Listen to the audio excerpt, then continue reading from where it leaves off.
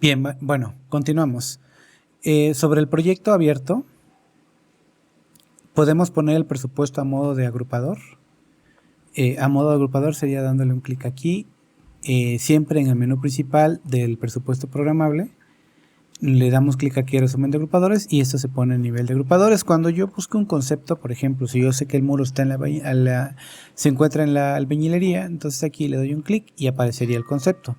De lo contrario, aquí podemos sobre el menú principal, en la parte de los filtros, aquí, a mí no se me muestra porque pues por la resolución de la pantalla que la tengo un poquito escalada, pero técnicamente estos iconos deberían estar aquí en la parte superior derecha y también pueden buscar aquí el concepto de que en este caso quisieran trabajar. Entonces bueno, yo lo voy a dejar aquí en la búsqueda del agrupador albañilería. Y estando en este concepto le doy botón derecho y le doy clic en desglosar. Ahí está. Una vez que hago esto, por supuesto que cuando vayamos avanzando vamos a ir avanzando. Cuando vayamos avanzando en los temas, vamos a ir avanzando en la total integración de este precio unitario que todavía no hemos concluido. El día de ayer vimos hasta la columna define rendimiento y ahora nos toca establecer aquí una cantidad que sería el rendimiento, ya sea que lo hagamos a nivel de columna cantidad o lo hagamos directamente con la columna rendimiento. Entonces aquí vamos a establecer algunos rendimientos y en este caso, como les comentaba con anterioridad, los rendimientos que vienen en la base de datos, de cualquier base de datos que ustedes digan o usen, se establecen rendimientos promedio o parámetros promedios que nos van a permitir acercarnos mucho a nuestro presupuesto de obra, en el entendido que un presupuesto de obra es un preliminar de lo que costaría el proyecto al momento de su ejecución. En la medida que vayamos siendo muy meticulosos en el tema presupuestal, pues bueno, la desviación que habría entre el presupuesto y la realidad no tendría por qué variar por arriba de un 5 o 7% o máximo un 10% contra lo presupuestado. De ahí la tarea de ser muy meticulosos al momento de analizar.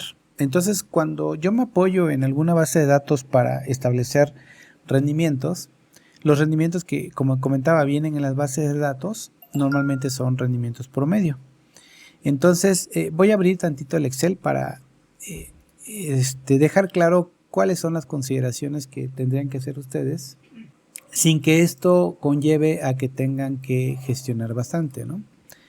Entonces, en el caso específico, por ejemplo, del muro, yo tengo una propuesta de fabricación de 10 metros cuadrados en una jornada de trabajo, en una jornada, ¿correcto? Este es el rendimiento que voy a proponer para mi análisis de precios, es el rendimiento promedio.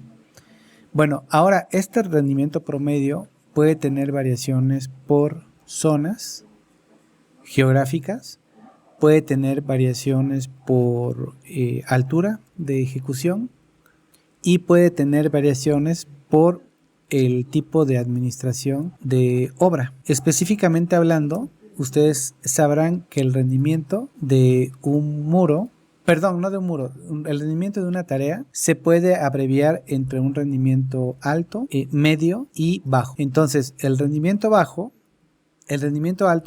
es el económico.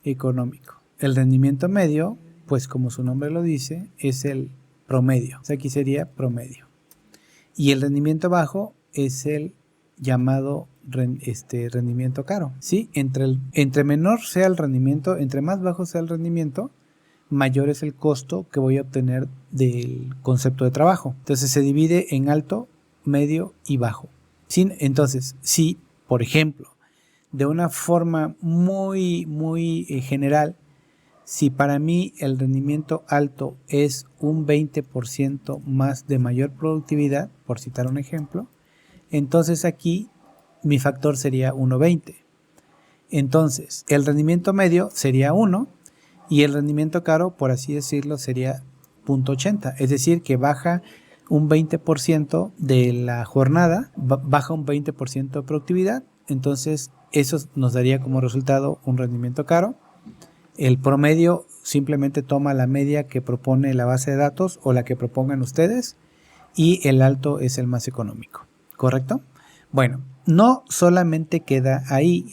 Las zonas geográficas, debido a la temperatura ambiente, la altura de ejecución de los trabajos y la propia administración o gestión del proyecto, nos pueden llevar a que estos factores se incrementen o se decrementen. ¿Sí? Vamos a poner un ejemplo. Si yo aquí, en el caso del muro, establezco un rendimiento promedio para que esa pareja, esa cuadrilla de trabajo, me elabore o me fabrique 10 metros cuadrados en una jornada de trabajo, imagínense 10 metros cuadrados en un alto de 3 por 3 puntos y fracción de ancho, 3 puntos de alto por 3 puntos de largo, ¿no? Entonces eso nos daría 10 metros cuadrados por jornada de trabajo, ¿no? Acuérdense que es ladrillo, ¿no? No se avanza tanto como se avanza en el muro de block, que pues el muro de block es un poquito más alto, un poquito más ancho, entonces avanzas más.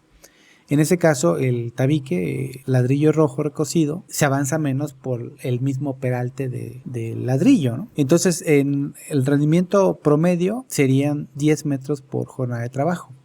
Bueno, ahora, las zonas, ya sabemos, ¿no? Que las zonas se refieren al rendimiento que se puede obtener en la zona norte, que difiere al rendimiento que se pueda poner en la zona sur, ¿sí? Y en la zona centro, que es un clima muy agradable, menos cálido, entonces el rendimiento tiende a mejorar en todo lo que es la región centro del país. En la región sureste, por las altas temperaturas que son húmedas, el rendimiento es mucho más bajo que el rendimiento que se pueda generar en frontera. Aquí hay digamos que hay una variante, ¿no? Que si nos vamos a la zona sur, donde hay altas temperaturas y hay humedad, entonces el cuerpo resiente, o el físico resiente un poco más su rendimiento, ¿sí? No es lo mismo correr en la zona centro que correr en la zona sur, donde hay demasiada humedad.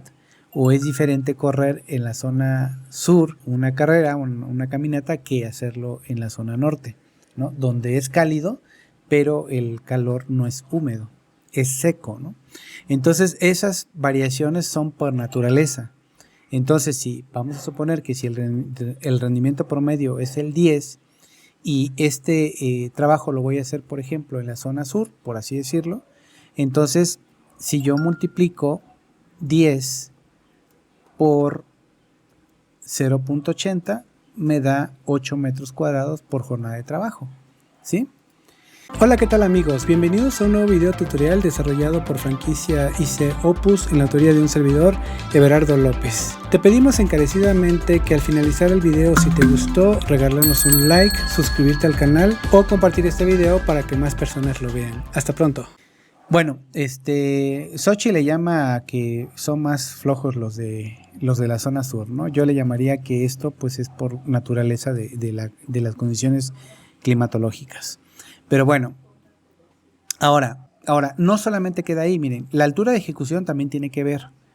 Tiene que ver porque si estamos trabajando en un edificio, por así decirlo, una experiencia de lo que nos platicaba el ingeniero Leopoldo Varela cuando estuvo auditando los costos del proyecto de la Torre Mayor, Torre Mayor no, en la torre de BBVA Bancomer, BBVA ahora, las alturas, las cuadrillas tenían que subir por un elevador de carga.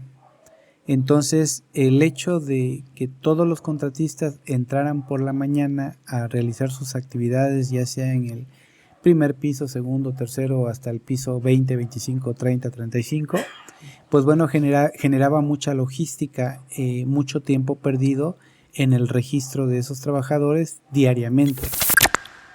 Entonces se perdía un tiempo de hasta 40 minutos o incluso hasta una hora para realizar actividades. Entonces, si nosotros por naturaleza nuestra jornada de trabajo es de 8 horas, pues bueno, ya nada más el tema de subir ya implicaba que perdieras una hora de tu tiempo. Y luego, en lo que llegaba la coordinación o la gestión para que se subieran los materiales que se van a ocupar desde planta baja hasta el piso 30, 35, 40, entonces se perdía mucho tiempo, hasta 30, 40 minutos en subir los materiales. Entonces implica, esto ya lo saben ustedes, no estamos descubriendo el hilo negro, ¿no? Pero siempre hay que poner en contexto el rendimiento con la situación particular de cada proyecto. Entonces sí, a nivel promedio, pues bueno, te puede dar un estimativo, pero ya en la realidad esos costos se pueden optimizar o se pueden decrementar, como es el caso, por ejemplo, de la torre BBVA. Entonces, cuando llegaba la hora de la comida, entonces habría que bajar por el elevador de carga, y también esa gestión de bajar o de subir implicaba también tiempo. Entonces se perdían alrededor de 2 horas o 2 horas y media o hasta 3 horas durante la jornada de trabajo. Entonces la jornada de trabajo ya no era 8, ya eran 5 horas por el tiempo que se perdía en subir, bajar y subir materiales, etc., ¿no? Entonces todos esos elementos pueden repercutir. Ahora, con el tema de la administración de la obra, cuando yo me refiero al tema de la administración, me refiero a varios aspectos, como el conocer el lugar y ver si los caminos de acceso hacia donde está el proyecto es en zona rural, si no hay mucha terracería, si el terreno es plano, si el terreno es accidentado, entonces si el terreno está con varias pendientes. Entonces el trabajo ya no se hace tan natural como se haría en un rendimiento promedio. Entonces tú calificas la obra, ¿no? Entonces te dices, bueno, pues según tu calificación de la obra de un 100% de operatividad, ¿cómo calificas las condiciones particulares de la obra? ¿En qué porcentaje? ¿En un 90%, en un 70%, en un 80%, en un 60%? ¿Cómo la calificas? Y en función de eso, pues tus parámetros aquí van a cambiar. Por ejemplo, si yo califico las condiciones particulares del proyecto, dada la naturaleza del terreno, pues entonces a lo mejor aquí en lugar de .80 le pongo .70, por así decirlo, porque así califiqué la obra, ¿no? Hace ratito que iba yo a empezar el curso, yo tengo un Excel que hice hace muchos años, y en ese Excel yo tenía como que un checklist para calificar la obra, las condiciones de la obra desde un 0 a un 100% por cada rubro. Desafortunadamente por áreas del tiempo no lo pude rescatar, pero ahí lo debo de tener, sería cuestión de agendarlo y buscarlo, ¿no? Para proporcionárselos, pero en suma el resultado final me iba a dar un porcentaje, un factor para establecer un rendimiento ya particularmente en mi tarea. ¿De acuerdo? Entonces la administración, bueno, tiene que ver con lo que ya les comenté, de las condiciones particulares de la obra. Si, por ejemplo, el material llega con suficiente tiempo a la obra o se retrasa porque pues los caminos de acceso no son los mejores o porque está muy distante de la zona urbana, en fin, hay varios factores. Entonces esos factores los tendrían que calificar para efectos de no incurrir en rendimientos erróneos.